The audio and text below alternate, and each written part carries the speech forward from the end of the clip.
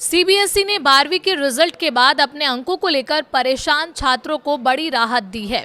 केंद्रीय माध्यमिक शिक्षा बोर्ड ने री रिवोल्यूशन मार्क्स वेरिफिकेशन और उत्तर पुस्तिकाओं की स्कैन कॉपी से जुड़ी फीस में बड़ी कटौती कर दी है। खास बात यह है कि अगर री रिवोल्यूशन के बाद किसी छात्र के अंक बढ़ते हैं तो बोर्ड उससे ली गई फीस भी वापस करेगा।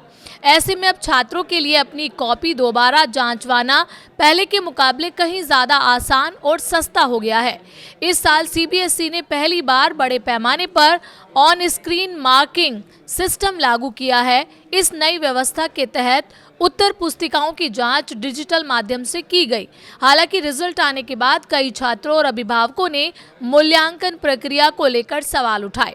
सोशल मीडिया पर भी छात्रों ने कम अंक मिलने, स्कैन कॉपी में गड़बड़ी और मूल्यांकन संबंधी शिकायतें साझा की।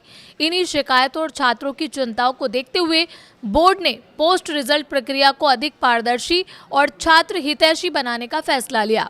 इसके तहत फीस में कटौती की गई ताकि ज़्यादा से ज़्यादा छात्र अपनी कॉपी की जांच करा सकें। पहले की तुलना में काफ़ी कम की गई फीस। सीबीएसई के नए फैसले के बाद अब छात्रों को उत्तर पुस्तिका की स्कैन कॉपी प्राप्त करने के लिए केवल 100 रुपये प्रति विषय देने होंगे। पहले इसके लिए 700 रुपये खर्च करने पड़ते थे, यानी बोर्ड ने इस शुल्क में सीधे 600 रुपये की कटौती कर दी है। इसी तरह मार्क्स वेरिफिकेशन की फीस भी घटाकर 100 रुपये प्रति विषय कर दी गई है। वहीं री इवैल्यूएशन के लिए अब छात्रों को केवल 25 रुपये प्रति प्रश्न का भुगतान करना होगा, जबकि पहले इसके लिए 100 रुपये प्रति प्रश्न फीस देनी पड़ती थी। फीस में की गई ये कटौती उन छात्रों के लिए बड़ी राहत मानी जा रही है जो अधिक शुल्क की वजह से पहले री इवैल्यूएशन के लिए आवेदन नहीं कर पाते थे। नंबर बढ़ने पर फीस भी होगी वापस। सीबीएसई ने इस बार एक और महत्वपूर्ण घोषणा की है। बोर्ड ने कहा है कि यदि री एवल्यूएशन के बाद किसी छात्र के अंक बढ़ते हैं या मूल्यांकन में कोई त्रुटि पाई जाती है तो उससे ली गई री एवल्यूएशन की फीस वापस कर दी जाएगी। बोर्ड के इस फैसले से उन स्टूडेंट्स को राहत मिलेगी जो पैसों की कमी की वजह से ऐसा नहीं कर पाते थे। री एवल्यूएशन के लिए क्या करना होगा?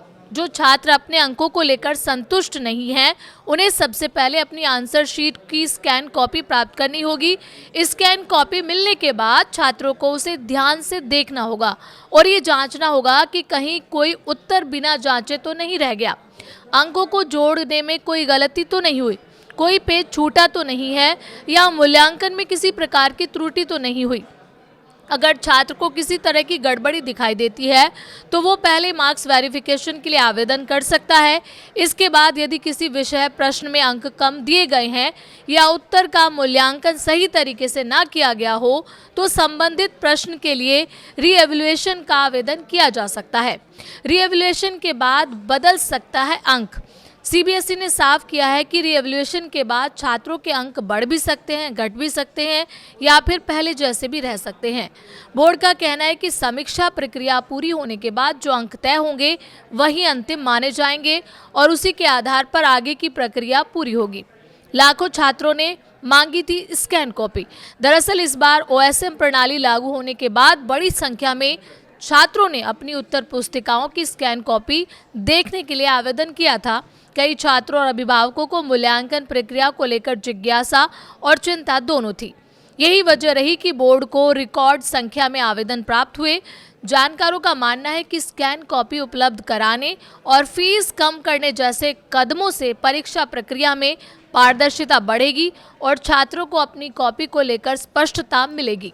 छात्रों को बोर्ड की अहम सलाह भी है।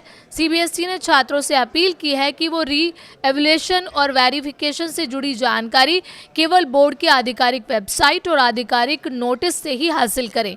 किसी भी अफवाह या सोशल मीडिया पर चल रही अपुष्ट जानकारी पर भरोसा ना करें।